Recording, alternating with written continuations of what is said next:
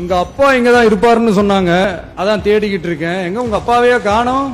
நம்முடைய தலைவரை சிறுவப்படுத்துற அப்படிங்கிற நோக்கத்தோடு அப்படிங்கிற பெயர்ல நம்முடைய தலைவரை முதலமைச்சர் தேடிக்கொண்டிருக்கிறார் என்றும் சட்டமன்றத்தில் பேசினார்.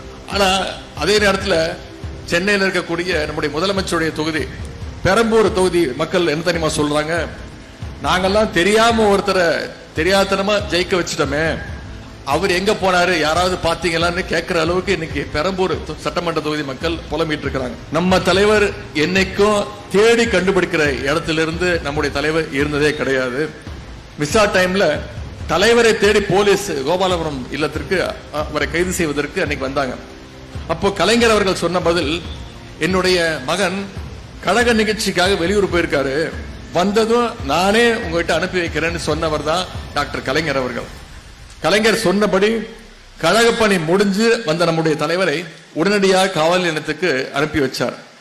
இன்னைக்கு மகளிர் உரிமை திட்டத்தின் மூலமாக, புதுமை பெண் திட்டம், தமிழ் புதல்வன் திட்டம் மூலமாக, நான் முதல்வன் திட்டங்கள் மூலமாக இன்னைக்கு எங்களுடைய தலைவர், நம்முடைய தலைவர் தமிழ்நாடு முழுக்க இருக்கிறார், எங்கும் நிறைஞ்சிருக்கிறார் நம்முடைய தலைவர் அவர்கள்.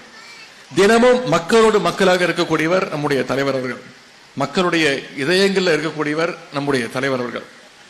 ஆனா அதே நேரத்தில் சென்னையில் இருக்கக்கூடிய நம்முடைய முதலமைச்சருடைய தொகுதி பெரம்பூர் தொகுதி மக்கள் என்ன தெரியுமா சொல்றாங்க, நாங்கெல்லாம் தெரியாம ஒருத்தரை தெரியாதனமா ஜெயிக்க வச்சிட்டோமே, அவர் எங்க போனாரு யாராவது பாத்தீங்களான்னு கேட்கிற அளவுக்கு இன்னைக்கு பெரம்பூர் சட்டமன்ற தொகுதி மக்கள் புலம்பிட்டு இருக்கிறாங்க.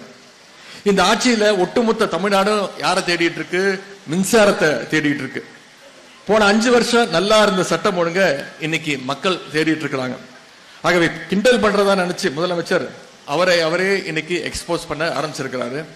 இன்னும் அவர் சட்டமன்றத்தில் டான்ஸ் மட்டும்தான் ஆடல, அடுத்த கூட்டத்தொடரில் நிச்சயம் ஒரு டான்ஸ் பெர்ஃபார்மன்ஸும் இருக்குங்கிறது எங்களுடைய எதிர்பார்ப்பு. ஆகவே இன்னைக்கு தமிழ்நாடு இவ்வளவு பெரிய ஒரு பேரிடர்ல மாட்டிக்கிட்டு இருக்கு. இந்த பேரிடலிருந்து தமிழ்நாட்டை மீட்க வேண்டியது நம்முடைய பொறுப்பு, உடன்பிறப்பாகிய நம்முடைய பொறுப்பு. அதற்காக நாம் அனைவரும் வருங்காலத்தில் ஒற்றுமையோடு உழைக்க வேண்டும்.